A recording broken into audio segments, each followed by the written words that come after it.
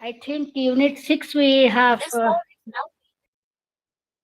I think Unit 6 we haven't discussed. We have kept it to discuss later on, because after we discuss about good governance, the features of good governance, the relationship between political executive, legislature, judiciary, and all these things, then we will discuss about the new technologies that have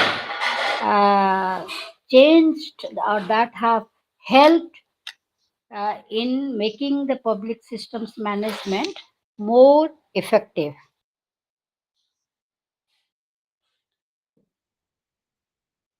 So yesterday we were discussing about the unit 8, governance, role of bureaucracy and political executive.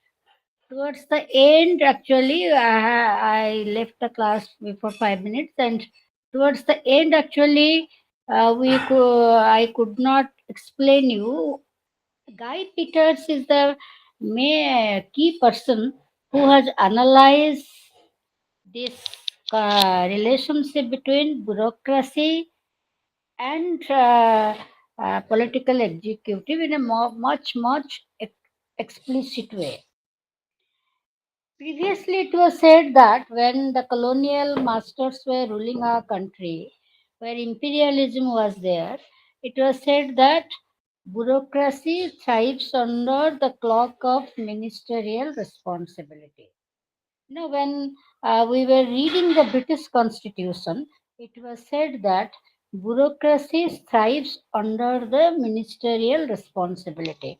That means bureaucracy is the government machinery. Chief executive is the minister, the political master, and the political master is answerable to the floor of parliament. Political master is answerable to the constituency. Political master is answerable to the public. I mean, if something happens to any railway accident happens, so what do? We criticize the policy, the strategies, the actions of the railway minister, Mr. Ashwini Vaishnav. If there is any failure of security, we criticize the home minister.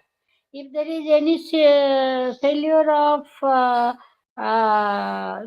if we have some problems with uh, any problem with the tribal development, we criticize the tribal affairs minister. So similarly, the it is a understanding of the 19th century, when the constitutional experts wrote on British constitution. Britain doesn't have a written constitution, so there they said that whatever the parliament, the laws made by the parliament are the statutes. It is said that the British Parliament can declare a man as a woman and women as a man. It is such powerful, the British Parliament. So, naturally, it was assumed that it is the minister who is responsible for everything in a parliamentary democracy, and the bureaucrat doesn't take any responsibility. If the bureaucrat doesn't sincerely do the work, then the bureaucrat Actually, the bureaucrat uh, actually what the bureaucrat does, the bureaucrat just says yes, minister, doesn't try to give the proper information to the minister, and finally, the minister is responsible for the policies made, and the minister uh, doesn't have any expertise in the field, also doesn't have the time to go through all literature. So, in that case, the minister is in a trouble, and the bureaucrat thrives under the cloak of ministerial responsibility. Similar is the thing today also. But however, many things have, basically when we are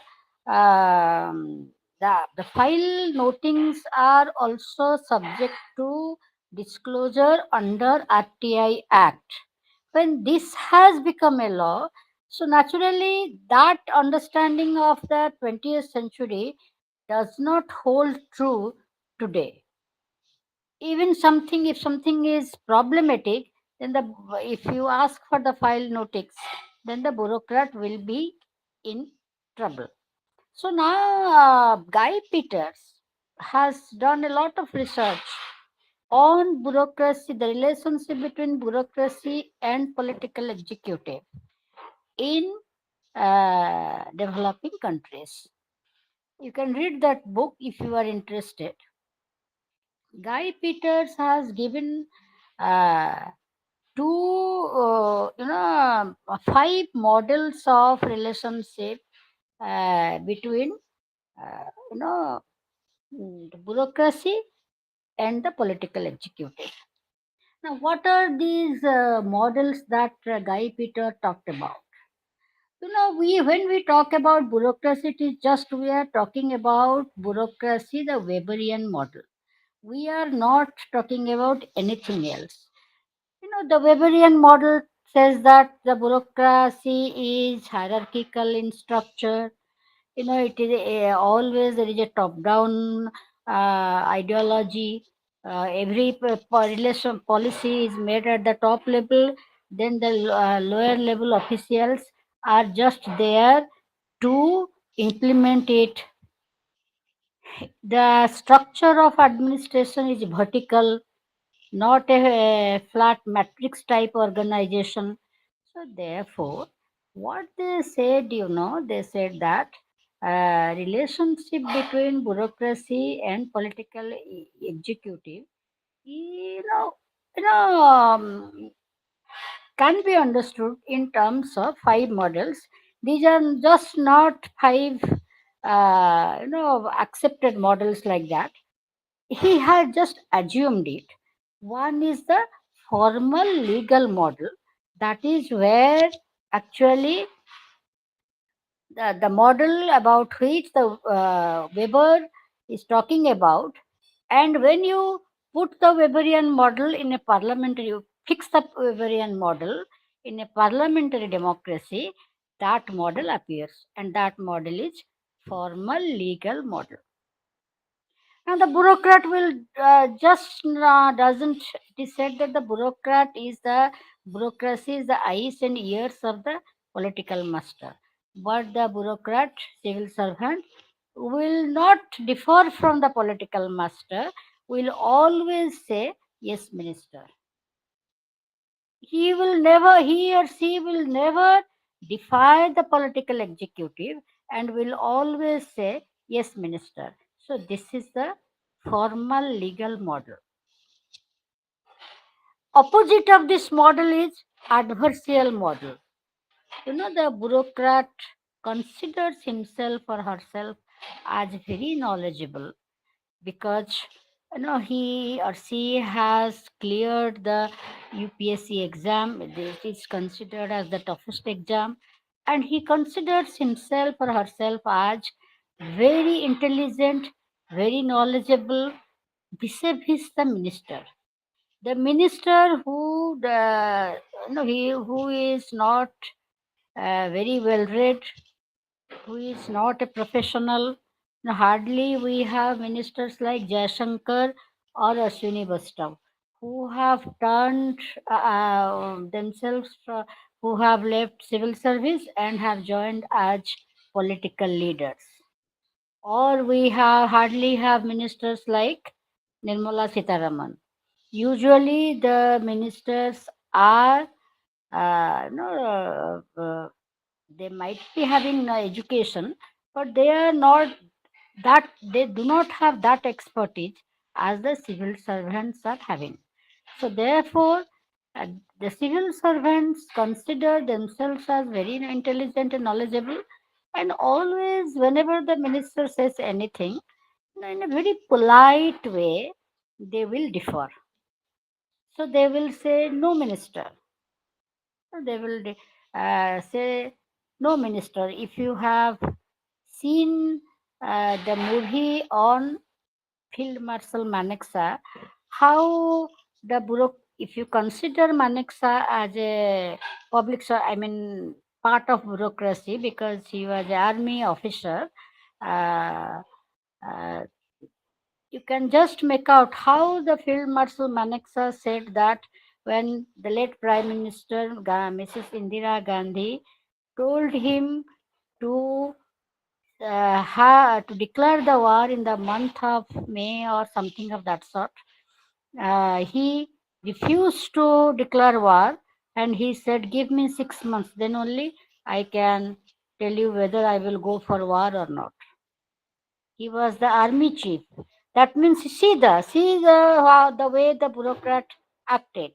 And finally, we won the war against Pakistan in 1971. He also showed that the way he has said. He also the movie shows that he gave in writing that this is the date on which we will declare war. So this is the adversarial model Peter Guy says. Then other models are like the village life model.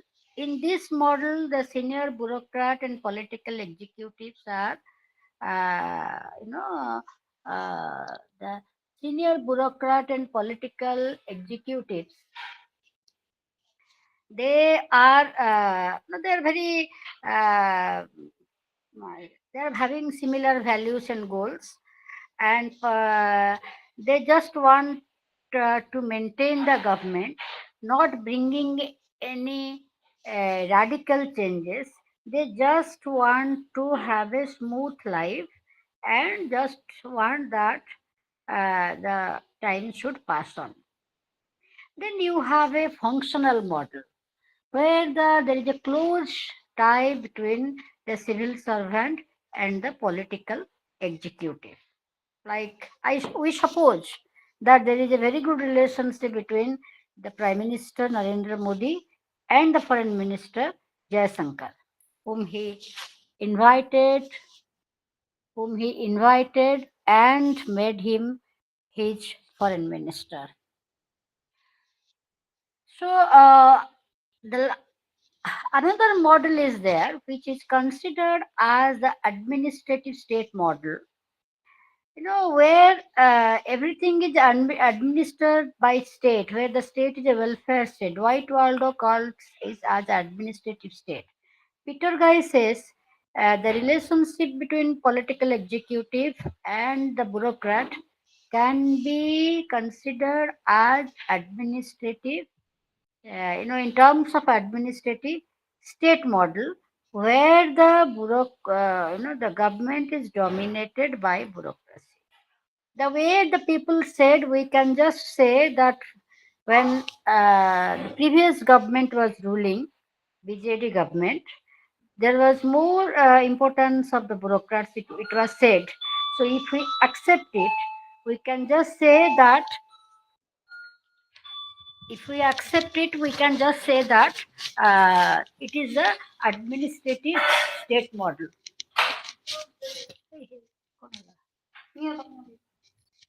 अच्छा तो मैं तो हाँ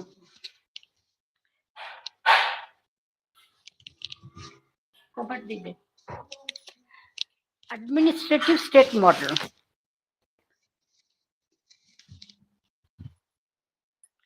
So I hope you understand this. Uh, so I think you will get questions on this. So better you can get a question on critiques of the bureaucratic model. You can get a question on the relationship between the political executive and the bureaucracy. So better prepare this. What I do, this public system management, the initial unit, 2 units appears to be difficult. But if you go through the content and your study material is fairly well written, so you can have a better understanding of the thing. And You also, and time to time, I'm suggesting you the books. You can have those books and go through it. Now, the next unit is on the legislative role of legislature in public system management. Okay, the role of legislature in public system management. This unit is also very easy. You do not have to, you will not find any difficulty in understanding this unit. In this unit, you are just reading what is the role of legislature in governance, what is the role of judiciary in governance, and what is the relationship between legislature and judiciary. There you must consider about the parliamentary system and the presidential system, because the parliamentary, as I had told you, if you have knowledge of this, you know that parliamentary system considers about a plural executive. We actually misunderstand the parliamentary system. In a presidential system, it is a single person is the executive. In a parliamentary system, the executive is plural in nature. The real executive is council of ministers. But the mechanisms are such that it appears as if prime minister is the real executive. In a parliamentary system, the executive is council of ministers, and the head of the council of minister is the prime minister. If the prime minister carries the cabinet in his pocket, then there is no problem. Previously, it was no, previously we have heard stories about that the prime ministers have failed to carry the cabinet with themselves, and they had such problems.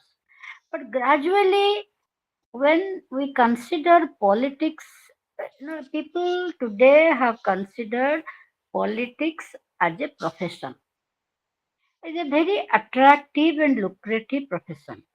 If the father is having a a field where he can uh, capture the sentiment and emotions of the voters or the population, the father is capable of having the constituency in his pocket. Then he thinks that this is a very attractive profession. Let the son be there. So what we find, even if the son is an engineer, then the son leaves the job, joins the father's profession when the father grows old. So what we find today, we find it is just a change of pattern in a constituency. The leader, when grows old, party ticket is given to the son. So this is the scenario if you consider the political aspect of administration or political aspect of public systems management. So, so here what you find is when uh, uh, when the political leaders consider minister portfolio as a first class in political profession, you can say, if we get through a class 1 job, then we are happy that yes, we are well settled. So similarly, if a political leader ministerial birth gets the ministerial birth, that means the political leader is successful. So naturally, always these days the council of ministers are uh, trying to uh, appease the trying to please the prime minister. They do not defy the prime minister. Instead of the bureaucrat, they say yes, minister, like that. So that is how the prime minister appears to be very powerful today. These days, in any parliamentary democracy, the prime minister appears to be very powerful. But if you draw a comparison between the parliamentary system and the presidential system, you will find that a parliamentary system is much, much better in the sense that a parliamentary system has a plural executive vis-a-vis a single executive in a presidential system. The American president is directly elected, can declare, can do many such things, and later on the Congress will uh, approve it. So, enormous power the American president is having. That is not the scenario in case of the prime minister. The prime minister has to take the consent of everybody. Now, when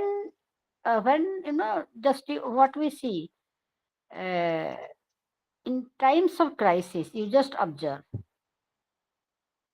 when the government decided to deal with Pakistan in a very radical way, in a stringent way, the government called an all party meeting. So what you find now?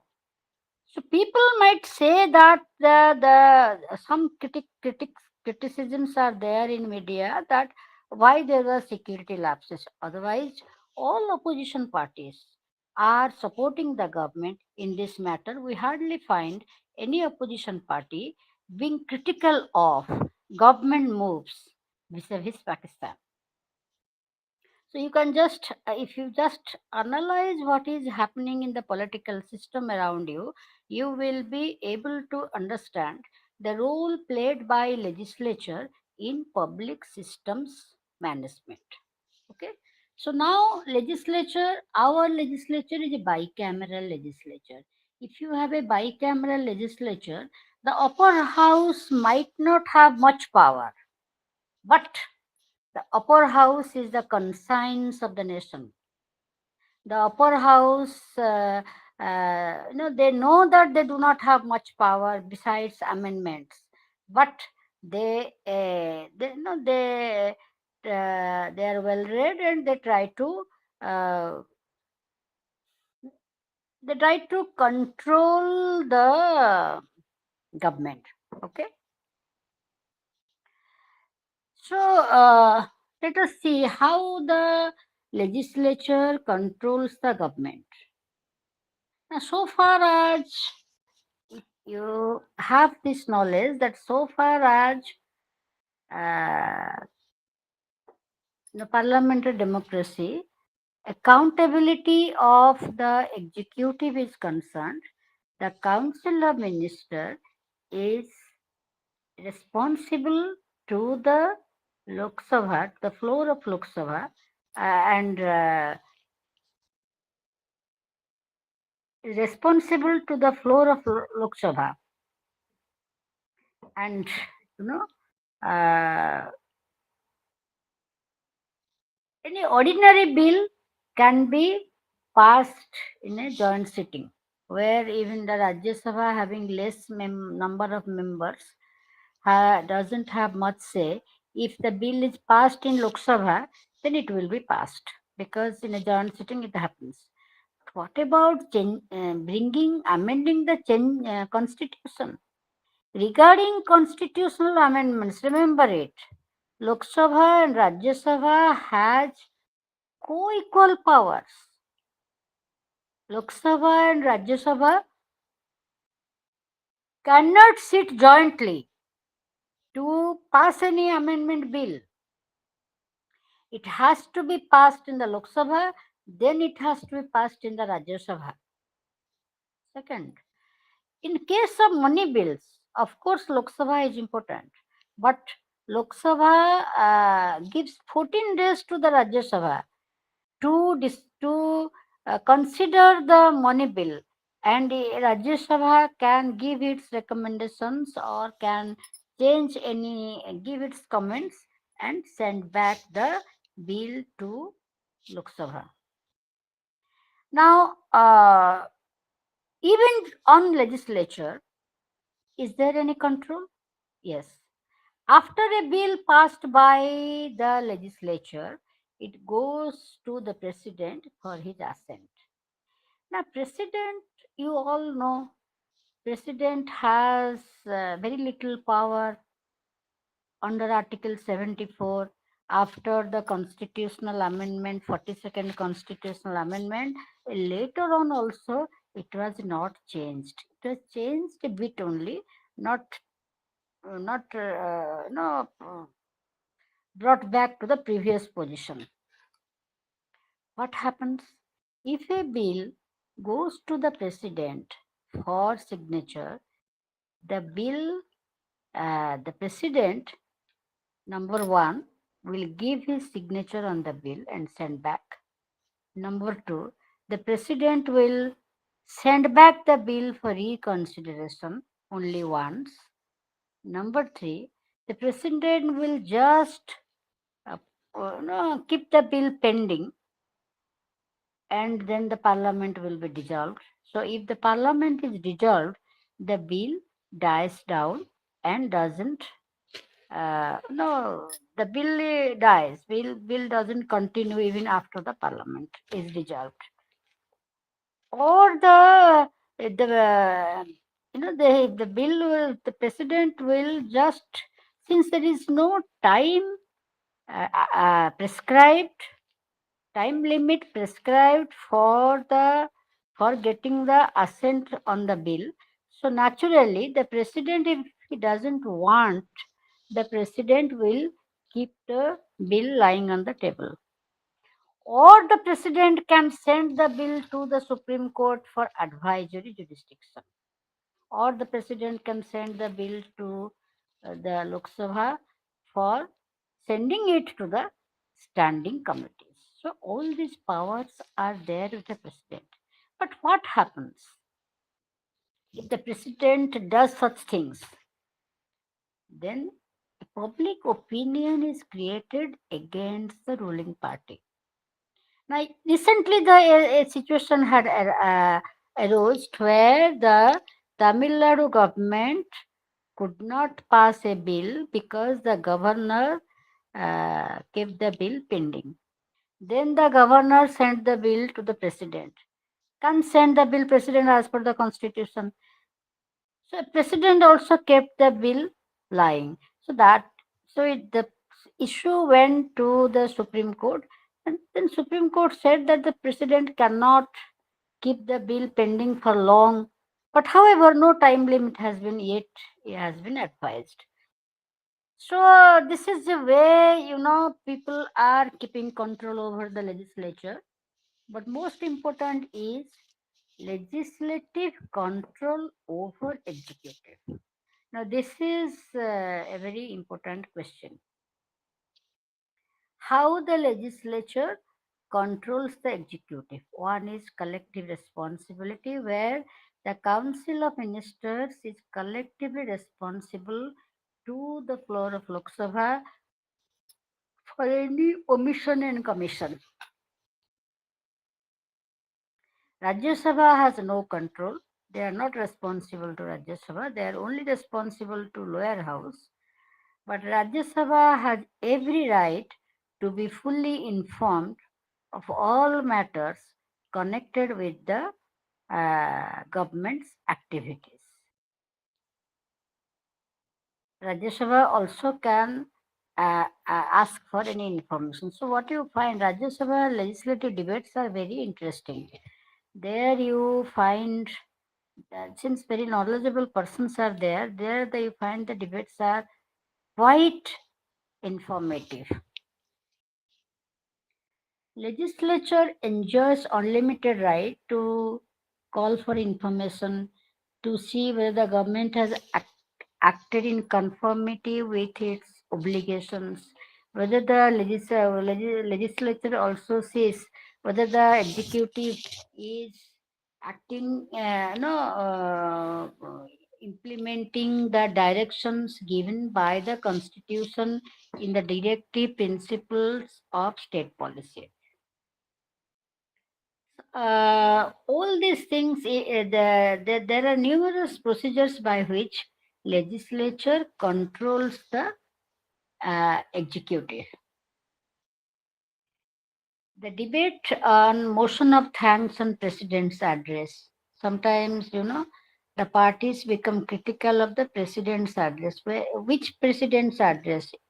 When the budget session starts, president, when the new parliament starts, president gives the address. Sometimes by moving a motion, always by moving a motion of thanks, the address is welcomed. Sometimes we become critical. During the budget also there is discussions. During economy cut, like that, policy cut, economy cut, there are different ways by which you want to reduce the amount. Even if the members of parliament, they in Lok Sabha, they want to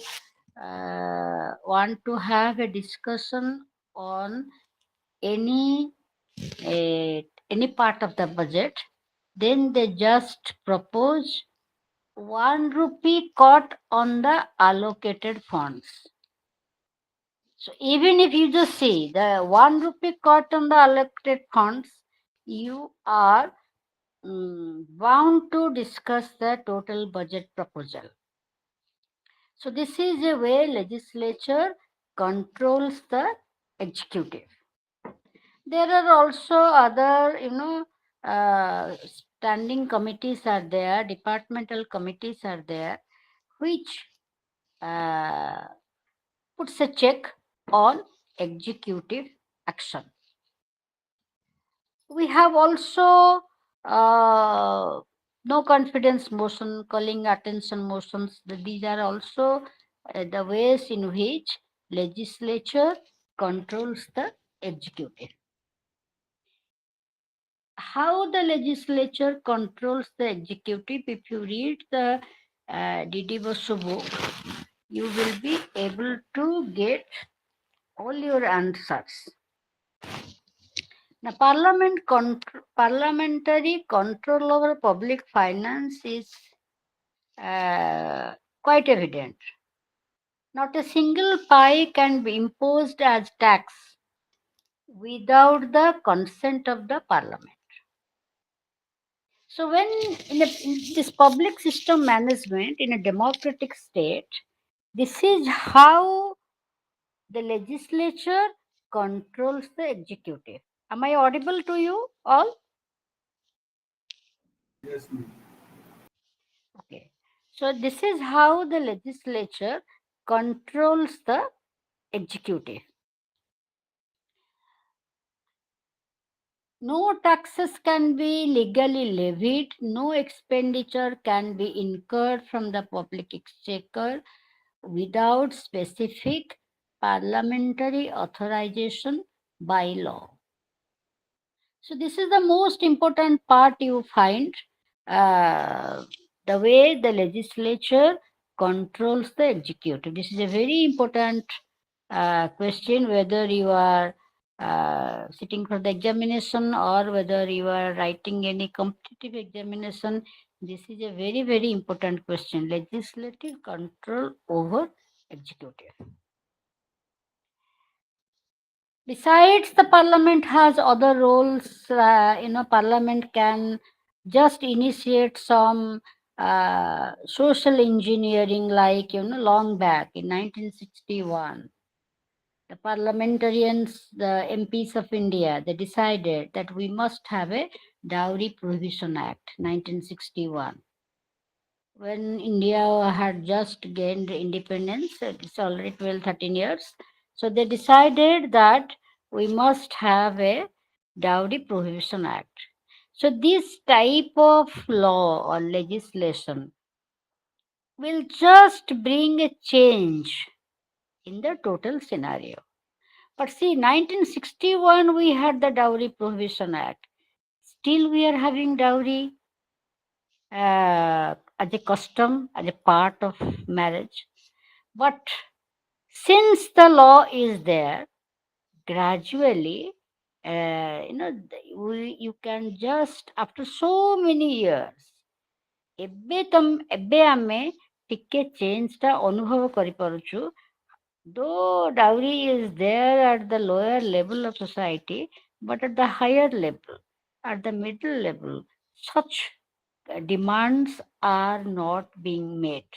Because today the girls are also being assertive that je demand magibo more sitki jibar nahi. So things are why this is so? Because of the law. So the law was uh, drafted. The law was made only to initiate a social change. The parliamentarians knew that this law will not change the social custom. They wanted to just make the people aware of it. So this is the you can call it as parliament's role in social engineering. Sometimes we have also constitution has also given some discretionary power to Rajya Sabha. And uh,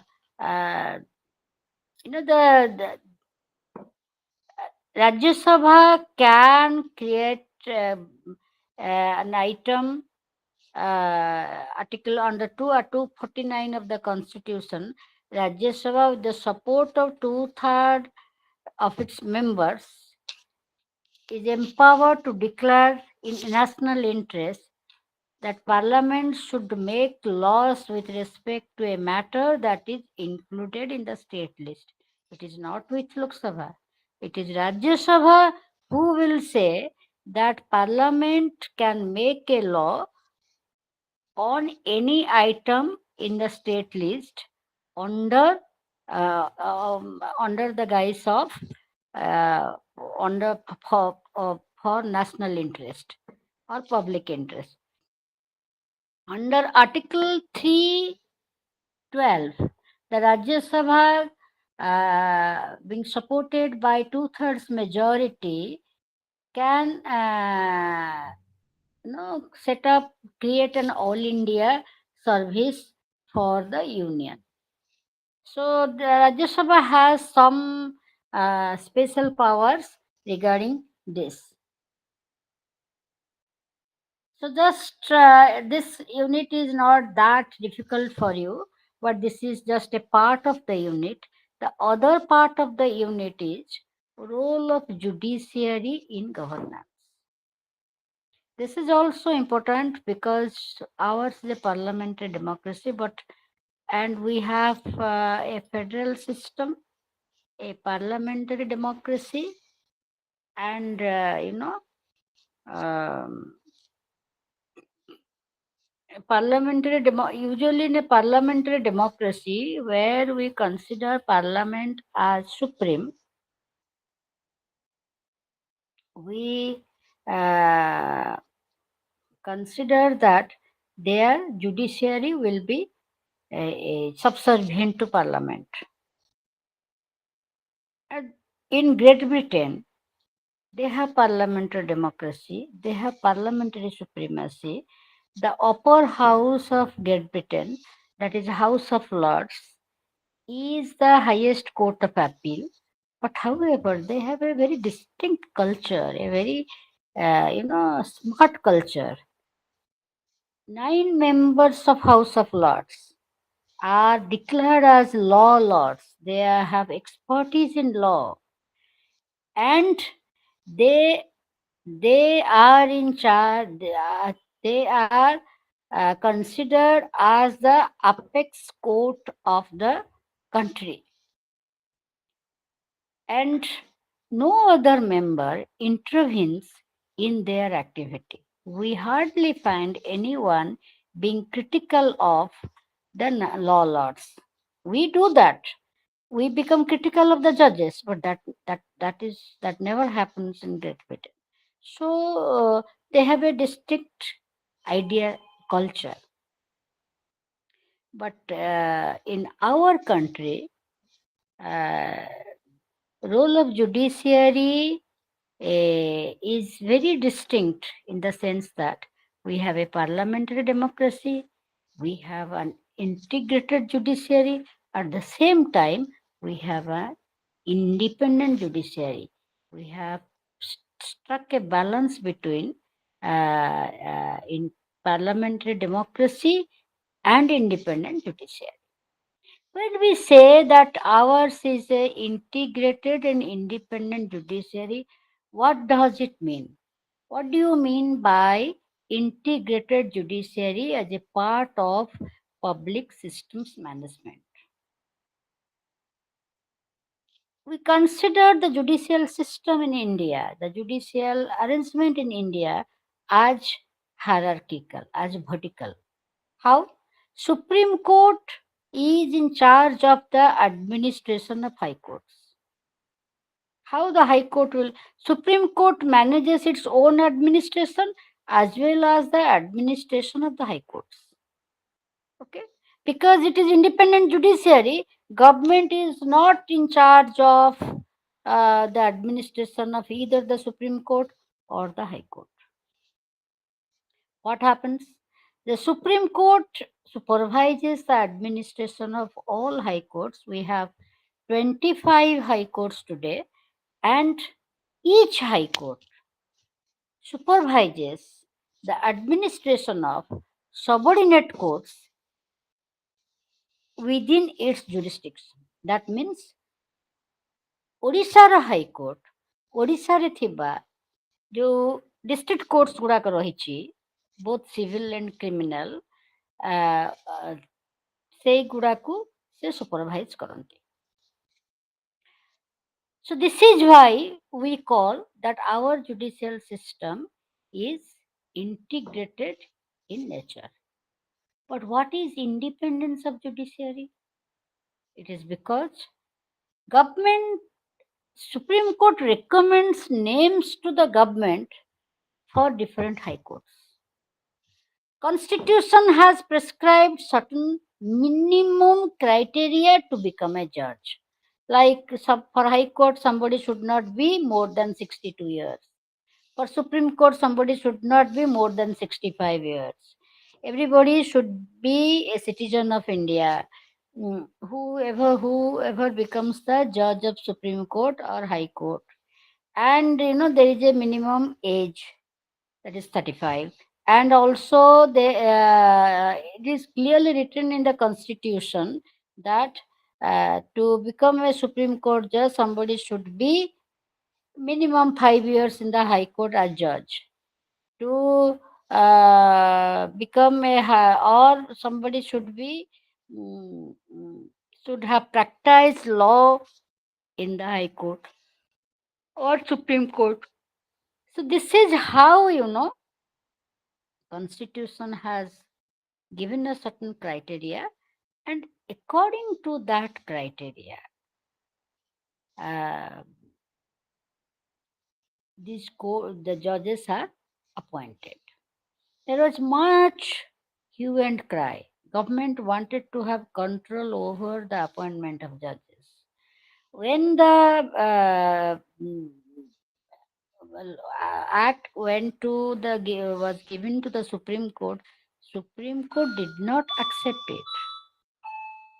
So this is how you find that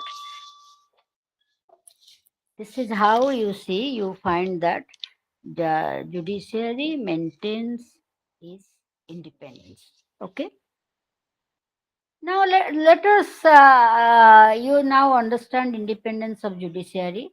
Now what are the powers of judiciary through which the apex court tries to keep an eye on the public systems management, ensure citizens' rights vis-a-vis the public systems management, and how it is that the judges are quite sensitive towards all such appeals from the government. That is, one is the original jurisdiction. If you go through Article 131 to 136, you will find it. What is this original jurisdiction? Original jurisdiction is when there is a dispute between the center and the state, or between two states, or two or more states. In that case, the Supreme Court is the arbiter. Supreme Court is the an arbitrator in that case, and Supreme Court decides the cases. So far as appellate jurisdiction is concerned, Supreme any Supreme Court can hear any appeal against the judgment of high courts. Okay. Besides, Supreme Court under Article 136 has also leave jurisdiction. If the Supreme Court is not satisfied, can direct the High Court to transfer the case under its jurisdiction. Like it happened in case of Mandal Commission crisis, it happened. Now also in case of Waqf Act crisis, it happened. Supreme Court has transferred those cases to itself, and now in the Supreme Court, the hearing is going on. Besides, I have already told you Supreme Court has advisory jurisdiction. Supreme Court is a court of record under Article 129. Under Article 132, Supreme Court has the power to issue writ jurisdiction uh, um, to protect the fundamental rights of the citizens. Now, next point is, besides this, Supreme Court has also the power of judicial review. This judicial review we have borrowed from the American Constitution.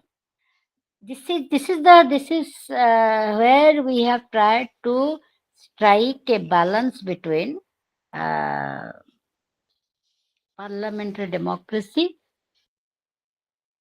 and independence of judiciary. Now, under this power, Supreme Court can declare a law as ultra vires, or declare a law as uh, declare a law as unconstitutional by this power. Besides this, you can also see today Supreme Court has assumed some more powers in terms of public interest litigation, that is judicial activity. People can appeal, people can file a PIL, or Supreme Court Shiomoto can take cognizance of any arbitrariness on the part of the executive. So this is called judicial activism, and since the 1980s it has started when MC Mehta filed a PIL for pollution in Ganga waters, in pollution in Ganges. Pollution in Ganges. So, since then, from mid 1980s, this is continuing, and today people have become so conscious that they are filing many PILs. And so sometimes Supreme Court is getting irritated and saying, no, this PIL cannot be accepted, or like that. Okay. So judicial, you can get a question on judicial activism. And as I told you, you go through that book, Politics in India, you will get such things. If you just see the Supreme Court as well as the High Court, both of them are engaged in this practice of judicial activism. You can cite a number of examples for that. So, this is all about your Unit 9. Better you the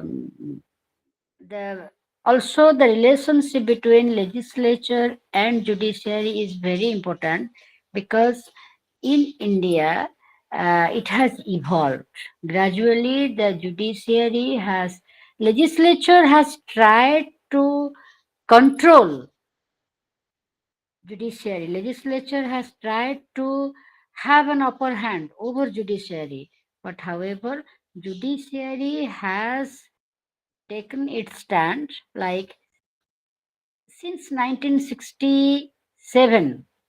I mean, the Goloknath case. Many such things you can see. You can cite many such the judgments like Goloknath case, Keshavanand Bharati case. In Goloknath case, we said Parliament doesn't have the Parliament, cannot amend the fundamental rights like that. So, in the Kesavanand Bharati case, it was said that Parliament has enormous uh, Parliament has enormous amending powers. Parliament can amend, but Parliament cannot amend the basic structure of the Constitution. Now, court did not define what is the basic structure, but gradually, in every judgment, we find that the basic structure is being defined, and the number is expanding. Number is increasing.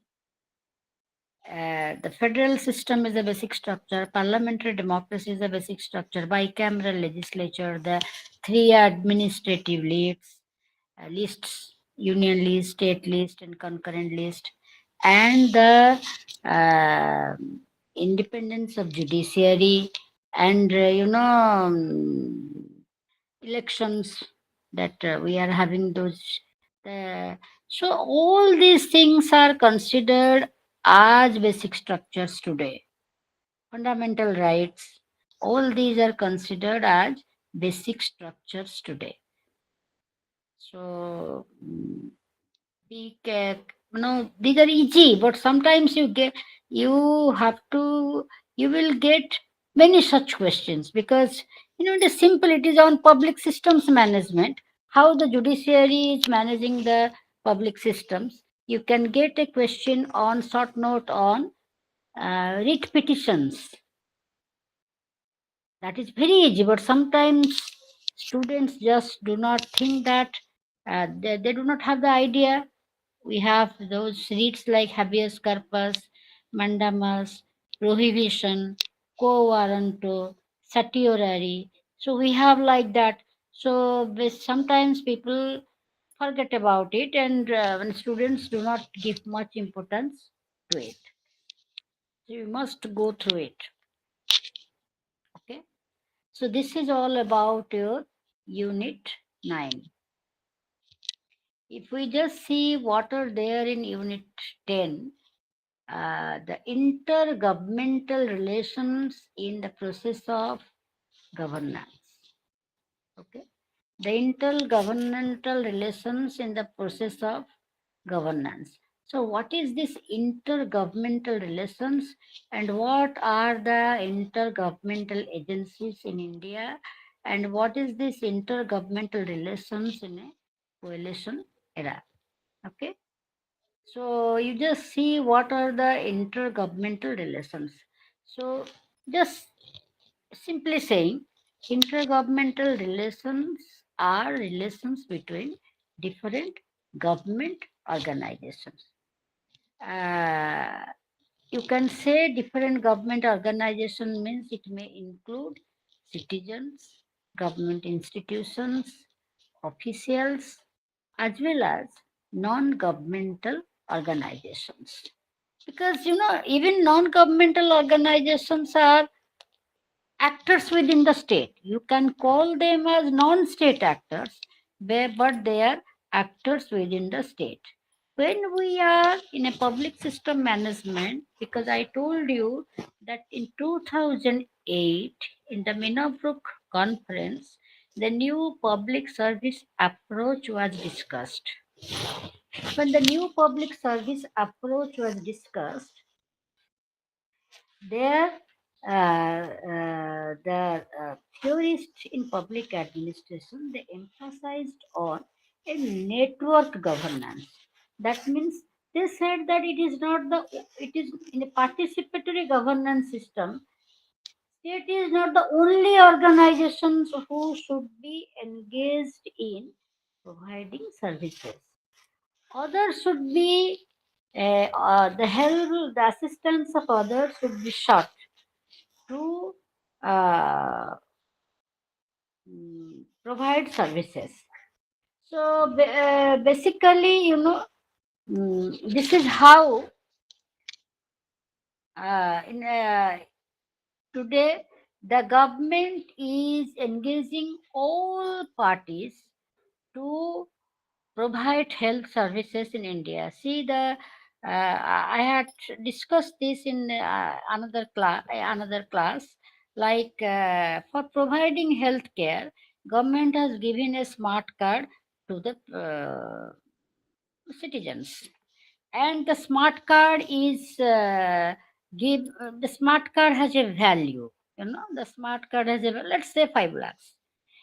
When a member of a poor family fall sick, see the family goes to any private hospital, can go to a government hospital, but also previously the poorer families were not able to go to a private hospital. Now the poorer families can go to a private hospital. They will get the best treatment there, and after that the private hospital will not it's a cashless relationship between the patient and the hospital. The patient just deposits some amount of money, and the all the money is taken from the smart card. Then the money whatever is there, the bill will be charged on a insurance company.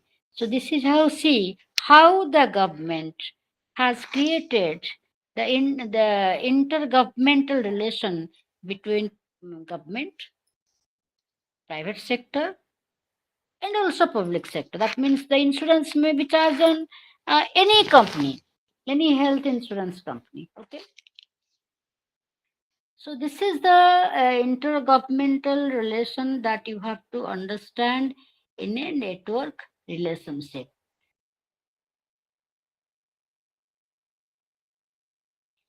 So what is required in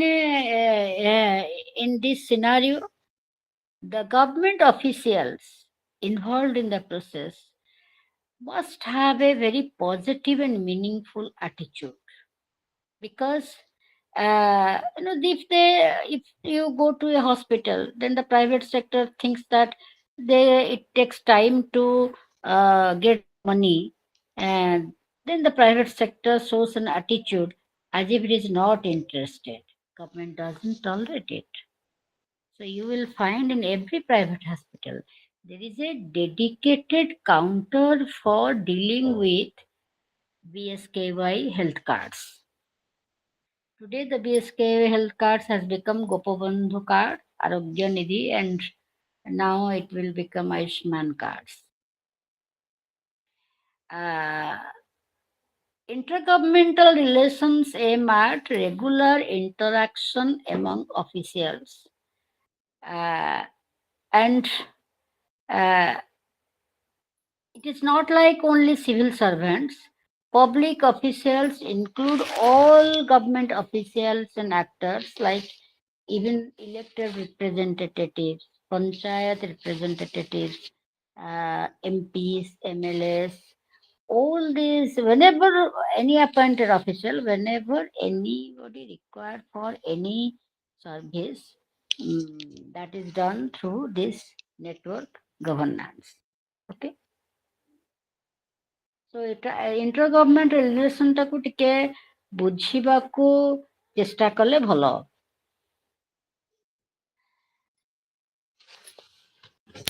Public administration theorists have given three models of intergovernmental relations. The first model is inclusive authority model. What is there in that model?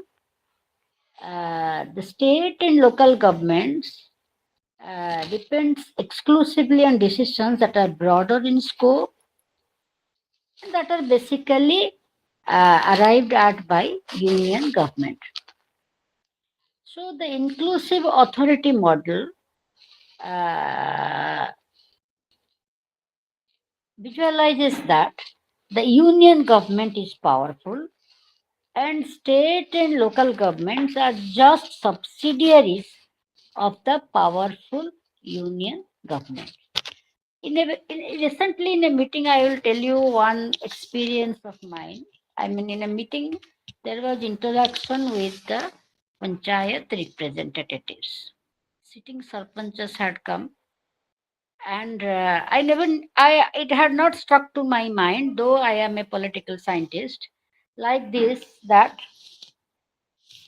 uh, government. We have read from the newspapers that government said that every panchayat will get 1 crore to spend for developmental activities for the coming 5 years. I'm talking about Odisha, when the present regime, present government said that every panchayat will be given 1 crore to spend on developmental activities. Initially, after some time, they issued a circular that 20% of the funds of this 1 crore will be spent in consultation with the concerned MLA.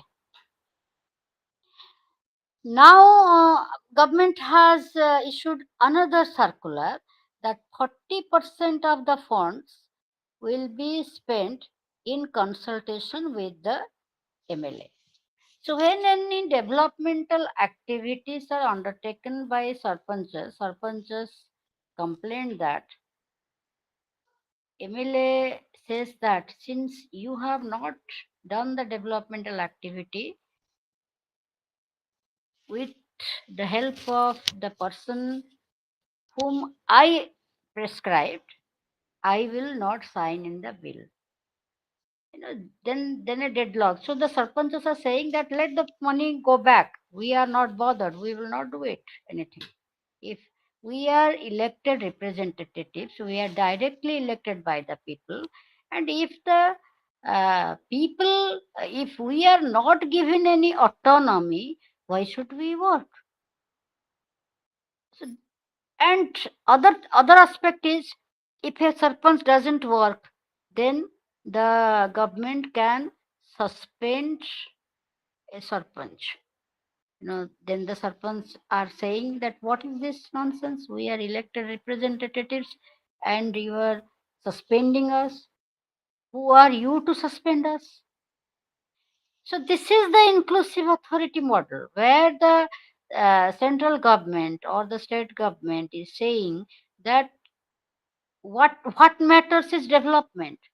If you are creating barriers for development, so naturally, the state or the central government will punish you, will take actions against you. So this is the model of intergovernmental relationship. Uh, you can go through if you want to know much about it, then read the Odisha Gram Panchayat Act and Section 11 of Odisha Gram Panchayat Act. What does it say?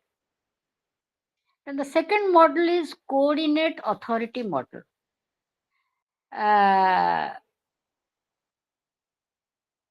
Here the the whether the union or the state, they have distinct domains of power. The power has been given by the constitution. Uh, all the units will work in accordance with the constitution. Uh, sometimes, if different political party, if you observe or look into the political aspect of public systems management, you will find that uh, you will find you will find that uh, you know uh, sometimes if the at the state level there is one political party, at the panchayat level there is another political party. I could make out, since I'm a political scientist, I could make out from the interactions or the expressions of sarpanchas what is happening, because in 2022 Biju Janata Dal had a massive victory in all in the panchayat elections. In 2024, in the election, we had now we have the BJP government at the state. So since the at the local level, the representatives belong to the Biju Janata Dal and the MLAs belong to the BJP, so that might be creating some trouble and some conflict. So this is the political context, political ecology of the public system management in Odisha right now. So this is how you can just observe by relating your answers to the existing environment. So in a coordinate authority model, everybody, if same political parties are there at the center and at the local level or state level, then there is no difficulty in managing the show. This was happening in the beginning of independence. I mean, till 64, when Congress party was having a massive victory everywhere. But gradually, when the regional political parties developed, these things created a problem. Third is overlapping authority model. In this model, each area has limited autonomy, and they just bargain with each other. So that is how they are interdependent and they bargain with each other. So that is how it happens. Uh, in some areas where they have similar interest, there they try to attain synergy. In certain areas when they are autonomous, they do on their own. So this is the overlapping authority model. uh, it has been explained in a very, very nice way in your study material. You will not be able to you will not be having any difficulty in understanding this. Okay. If you consider about the Indian Constitution, you will find that Indian Constitution has strictly devised a federal model for India. But nowhere the Constitution uses the word federal. Remember it. Nowhere the Constitution uses the word federal. The intention of the constitution is to give enough autonomy to the states, because every state has a distinct language, a distinct culture, a distinct, living style of living. So the constitution wants to keep this distinctness, wants to maintain this diversity. But however, because we had the experience of partition, because each and every Indian at that point of time experienced that sorrowful incident, experienced that horrific incident. So they They did not use the word federal. They at every time in every case you will find that the constitution has a tilt towards uh, centralized administration. It depends on the government at the center to what extent it wants to give autonomy. Continuously, there is a fight we find between the center and the Tamil Nadu government. Tamil Nadu government is asserting itself. We also found a conflict between the center and the Delhi government, the then Chief Minister Kejriwal. Here, the sitting Chief Minister Stalin, who even went to the Supreme Court against the governor and the president, that they are just pending the bill and this is creating problems for development in the state. So such things might happen. Uh, so uh, our constitution has given has tried to establish a federal structure, and federal structure is actually a what do you say? The federal structure is one of the basic features of the constitution. So, to destroy the federal structure, Parliament cannot make any law. Parliament cannot amend any provisions relating to federal structure of the constitution. That means in the seventh schedule of the constitution, we have three administrative leads. Parliament cannot just delete seventh schedule and make everything centralized. No, Parliament cannot do it. Judiciary has clearly set the limits for Parliament. That Parliament cannot amend the basic structure of the constitution. If at all it wants to amend the basic structure of the constitution, then it has to call for a constituent assembly. Then only the basic structure of the constitution can be changed. Okay, I hope you understand. Is there any doubt?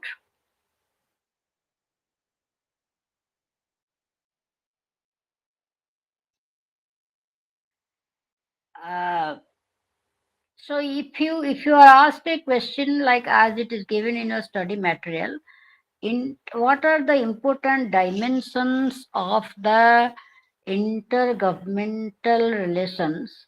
So naturally, you will write about the seventh schedule and Article 245 to 55, in which in Article 2, Article 245 talks about residuary powers. Residuary powers means the powers which are not mentioned in the Constitution. So these invisible powers goes to the center, not to the states. What is specifically written in the state list, that much power goes to the states. And what the powers which are there in the concurrent list, both the center and state can make laws on it, but the state cannot make such law which contravenes the union law. And Article 249, as I told you, Rajya Sabha is empowered to give power to the center to make laws on any item in the state list. So that this legislative relation you have to understand in intergovernmental relations. Okay. Uh, you have to also understand the administrative relations like basically uh, intergovernmental relationship means you have the legislative relation, the executive relation, and the financial relation between the center and the state. So go through that. It will be easier for you to understand it. Like so far as administrative relations are concerned, you can talk about the appointment of governors by the president. You can talk about delegating union function to states, like some, like income tax. Income tax is levied by the center, collected by the state, and given to the center. Now, such type of things you can write. Providing grants to the states under grants in aid. You can also talk about the emergency powers of the president. You can also talk about that. Uh, Regarding financial relations, you can talk about the finance commission. You can talk about those, the financial emergency. You can talk about the role of comptroller and auditor general, about which we discussed in unit 3. So comptroller and auditor general is a common thing in unit 3 as well as in unit 10. Okay.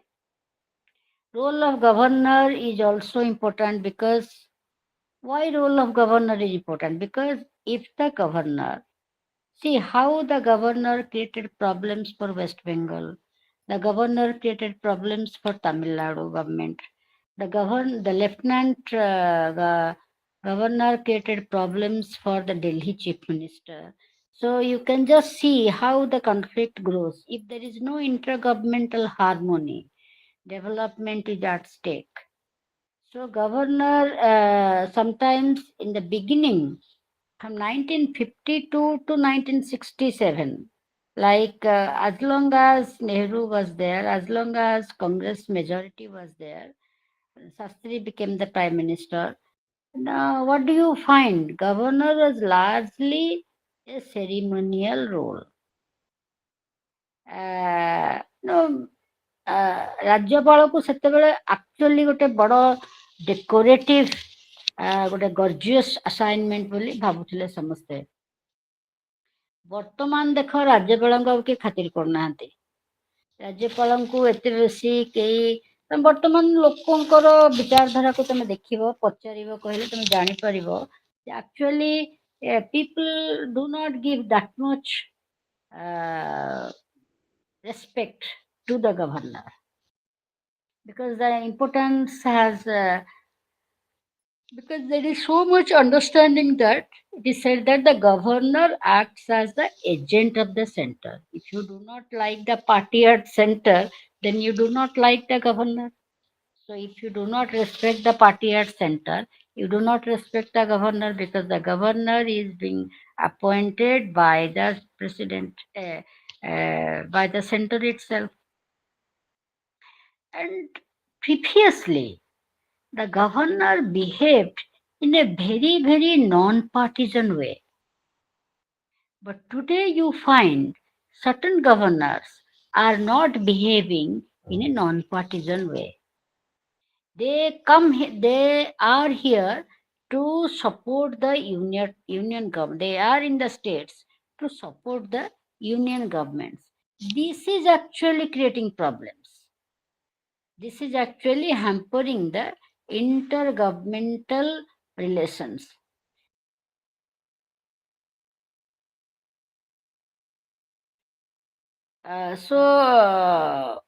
Just these are very easy, but if you just even if you have not read, if you think in this way, you can just make out how the union forces help in maintaining law and order. I hope you can understand what I am saying. The deployment of Central Reserve Police Force, CRPF. Sometimes this issue creates problem. You are deploying the central reserve force in a state. You have that power so far as union government is concerned. But the union government must inform the states, must consult with the states that this is the issue. And unless you take the help of the CRPF, you will not be able to control. So they must convince the state, but the center doesn't do that. So the center is very authoritative.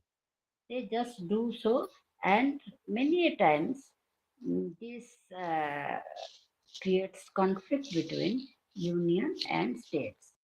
In 1968, the CRPF were deployed in Kerala.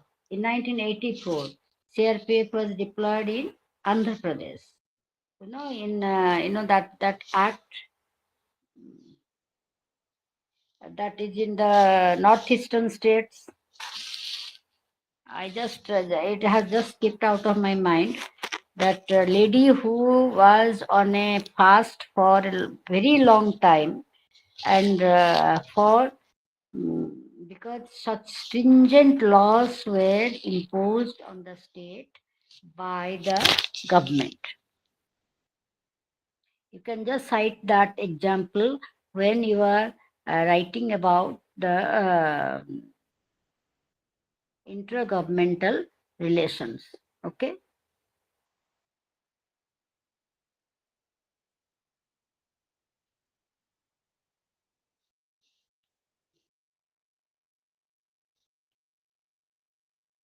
Comptroller and Auditor General is also important for you, because that is a part of the intergovernmental relationship, so far as uh, um, the center and the state is concerned. Now you see, as I told you, just go through the section 11 of the Odisha Gram Panchayat Act. Similar provisions are there in the Gram Panchayat Act of every state. There in the Act, it is said that, even in the state list, you will find that Panchayat or local body is a state item, not a union item. So, state government has power to make laws regarding local bodies. So the Gram Panchayat Act has been made by the State Legislative Assembly, and in section 11 of the Gram Panchayat Act, it is written that for non-performance, the Sarpanch can be suspended. But how it is, this is where there is much criticism. How an elected representative will be suspended? Then, if you are doing so, then it is actually a same for democracy. But in the name of development, this is being done. So, if you just see the section 11 of the Gram Panchayat Act, will be able to understand the relationship between the intergovernmental relationship between state and local relationships. State and local relationship means the relationship between state government and local bodies.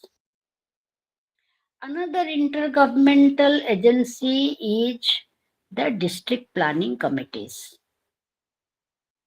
which have been created after the 73rd and 74th constitutional amendment in 1992. Okay. So these district planning committees have to play a very important role in preparing a draft plan for the whole district.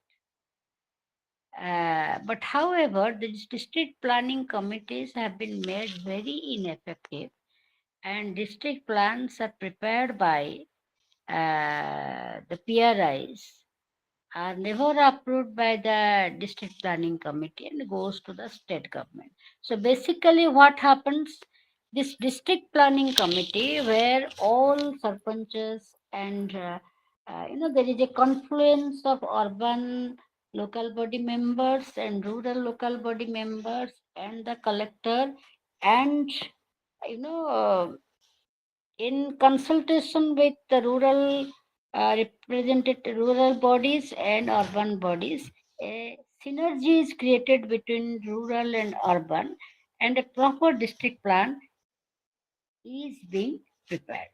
But that never happens. So this is another point regarding the working of the third tier uh, that is there. We have many progressive laws, but these progressive laws are not followed properly. Besides that, we have certain intergovernmental agencies since independence. One of them is the Planning Commission. You all know how the Planning Commission functioned. The Planning Commission functioned as the kitchen cabinet of the Prime Minister. Planning Commission had the power to allocate funds. We had another agency that is Planning Commission was keeping a liaison with the union as well as the state government. When the draft approach paper was prepared for every plan, the Planning Commission members used to visit the states, used to interact with the state officials, and accordingly they prepared the draft approach paper for the Planning Commission. So we had 12 12ଟା 5 year plan ଆମର approach paper ରହିଛି. After that, we have replaced the Planning Commission by Niti Aayog. Now, Niti Aayog, all chief ministers go, it's some sort of competitive and cooperative federalism has been practiced. There is a dashboard, so states are ranked. So, the states are trying to develop, at the same time, they are playing with data. So that is how Niti Aayog, the bad aspect of Niti Aayog is that states to improve on their rank, they play with data. So you have to understand and understand data and build your perspective. Now, after the Planning Commission, you can just say there is one called Finance Commission. Finance Commission under Article 280 is constituted in every 5 years. Okay, it recommends to the President the distribution of proceeds of the taxes between the center and the states. As I told you, income tax is imposed by the center, levy and collected by the state. And naturally, all money goes to the center again, because that is the another intergovernmental agency, the income tax department. It goes to that agency. Okay. So it is collected by the state. It is the income tax is given by the people of the state. So naturally, the proceeds should come to the states. So Finance Commission in every 5 years discusses how grants in aid to be given to the states, how the proceeds of the taxes between the center and state will be distributed, what percentage will remain with the center and what percentage will go to the states. We have also the Interstate Council under Article 263. As an intergovernmental structure, it provides it's a middle tier by which some nature of conflict between the union and the center is resolved. It is an interstate council. That means if there is any conflict between states, There, the center tries to resolve it through the interstate council. It is Article 263. You can go through it. Now, this Article 263 will be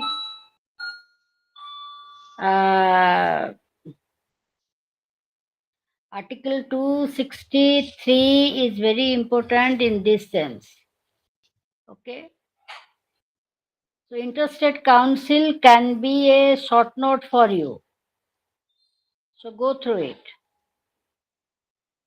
So, intergovernmental now, how this intergovernmental relations happen when there are two different political parties, one at a center and other at the, because two different political parties indicate two different ideologies. So that is why these parties, conflicting ideologies and political conflicts actually do not allow them to come to one point to arrive at consensus so far as the development of the country is concerned or the development of the state is concerned.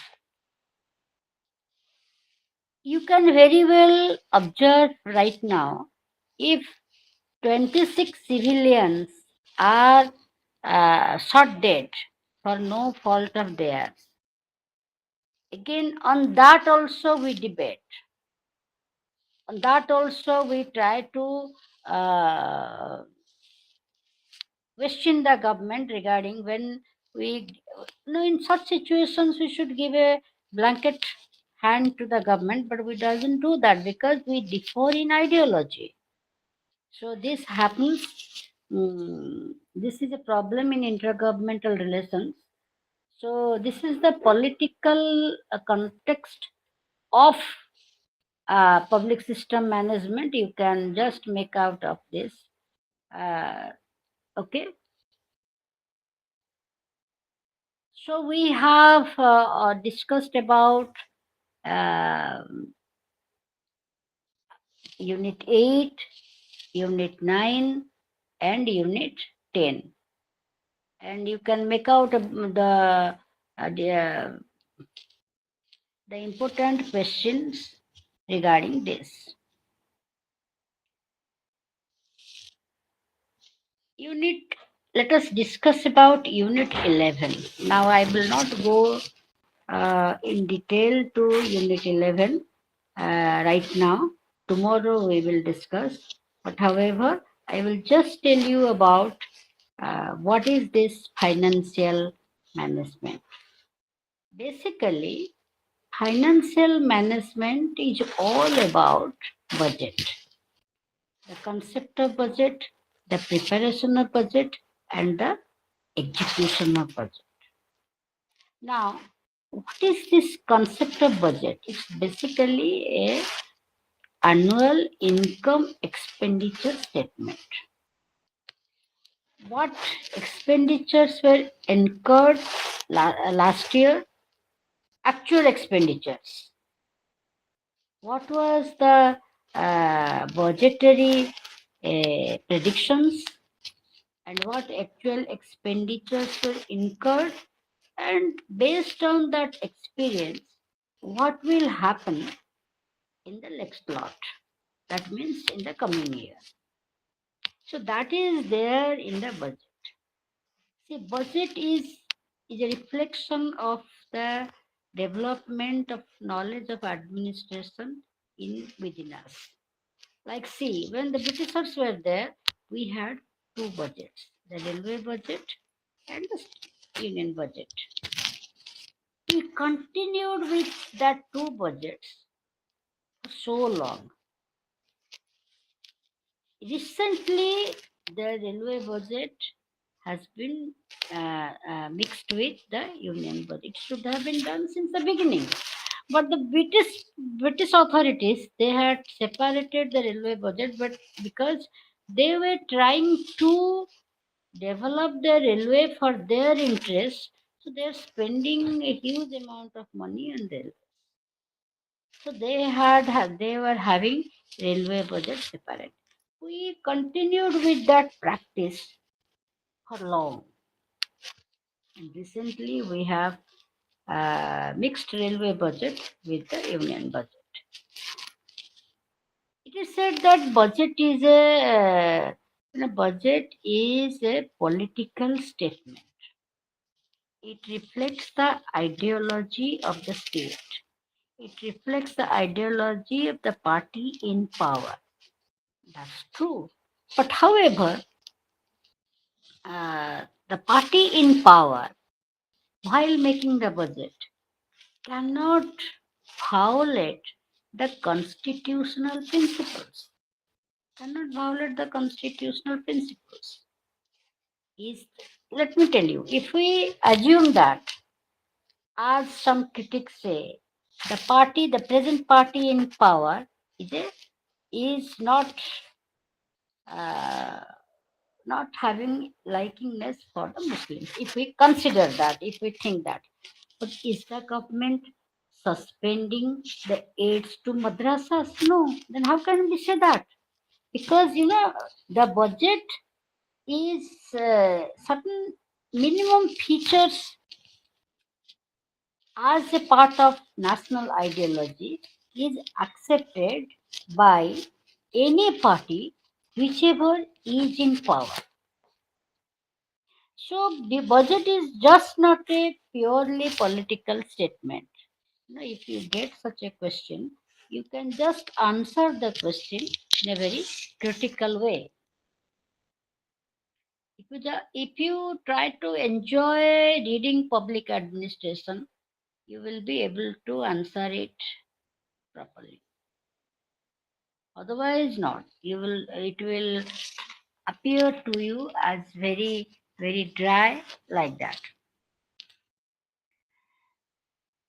So, since long, administrative theories are talking about budget. It is said that the term budget has derived from the French word bouget, which means a small leather bag or pouch. The finance minister used to have a paper in that leather bag, which the finance minister presented in the legislative in the legislature. So the bag itself is called budget. So you will see that when Nirmala Sitaraman is going to make a presentation of the budget, she has a red bag and in her hand with the national emblem on it. You can just Google and see if I am wrong. So from that word, the term budget has derived.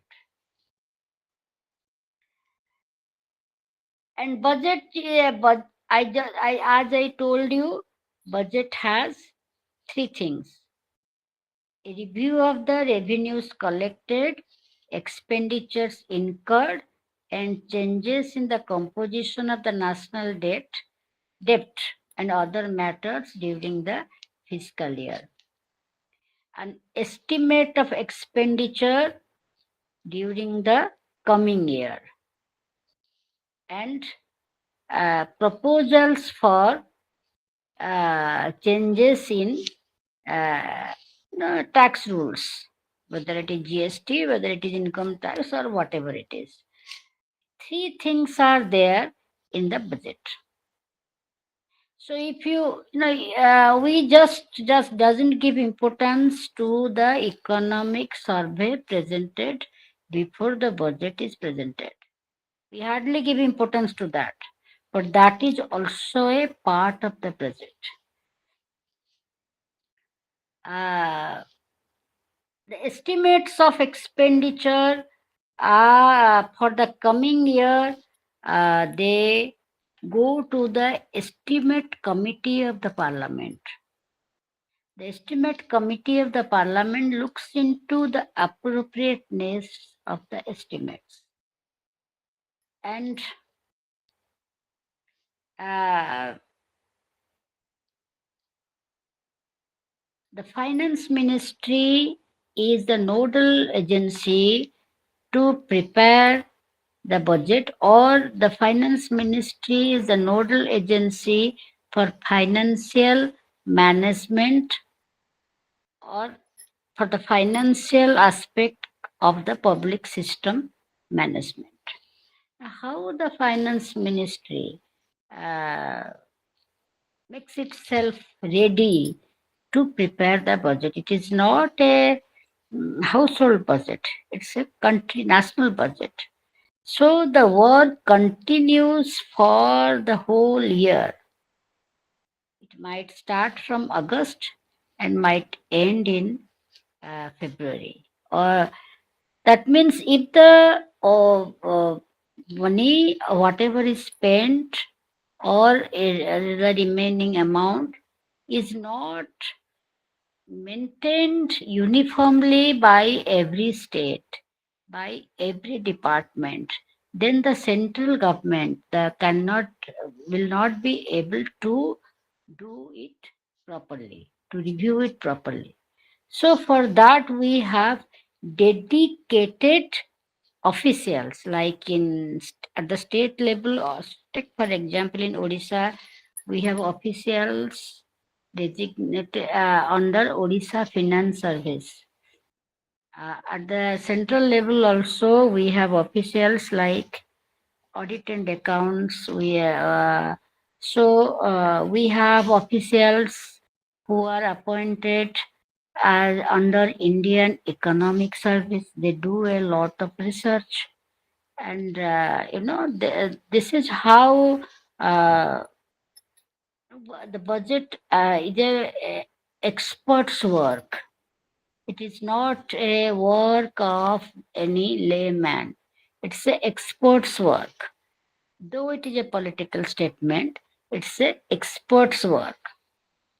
You have to understand that. Now, before over the years, the concept of budget has evolved in many ways. That is not there here in this unit, but in your other units like administrative theory and introduction to public administration, you can find those things. The concept of budget has evolved over the years. You can have a deficit budget.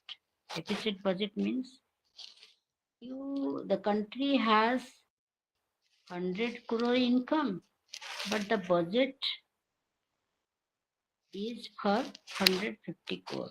That means 50 crore is deficit. So these 50 crore the government may raise as loan from any institution, any financial institution, or from open market. Or government, if the government doesn't want to raise loan, the government may just avoid undertaking the work, uh, avoid undertaking, will not spend on those 50 crores. That you can have a balanced budget. Means whatever is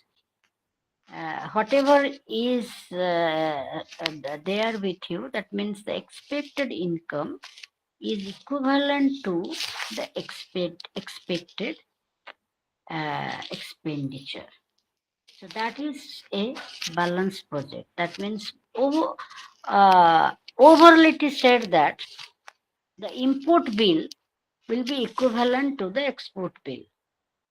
ଯାହା ରପ୍ତାନି ହବ ସେତିକି ହିଁ ଆମଦାନୀ ହବ, ତାଠୁ ଅଧିକା ପଇସା ସେ ବାବଦରେ ଖର୍ଚ୍ଚ କରାଯିବ ନାହିଁ. You can also have a zero budget. You have to understand these concepts. You can have a performance budget. Instead of seeing whether the money has been spent or not, you can just see whether uh, uh, the money earmarked for a particular purpose, whether it has been sent or not. Okay.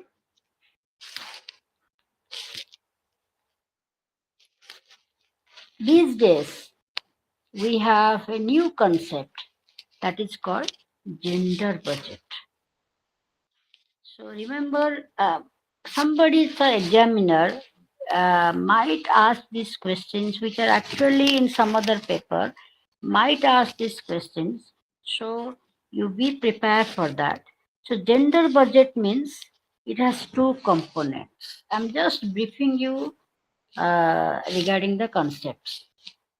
Gender budget is, it has two aspects. One is gender item.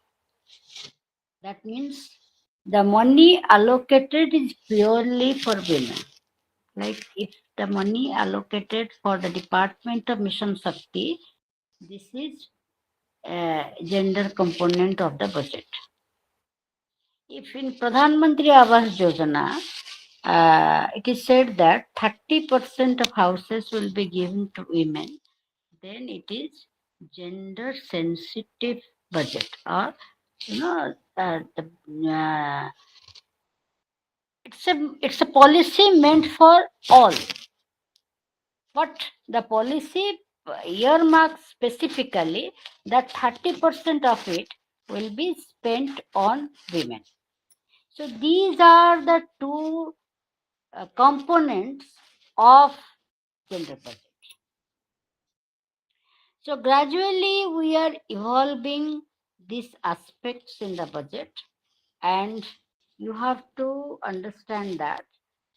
And besides this, then you have to understand how the budget is prepared, presented, and executed in India. So that you have to understand properly. So I think I should stop here. If there is any doubt right now, you ask me, then we can proceed.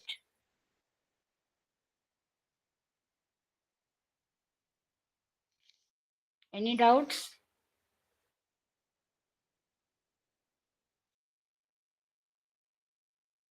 No, ma'am. Actually, I wonder whether you people are listening or not. Because how is it possible that you have no doubts? Okay. So I will wind up the class here because I have some work. I will wind up the class here. Okay. Good night. Thank you, ma'am.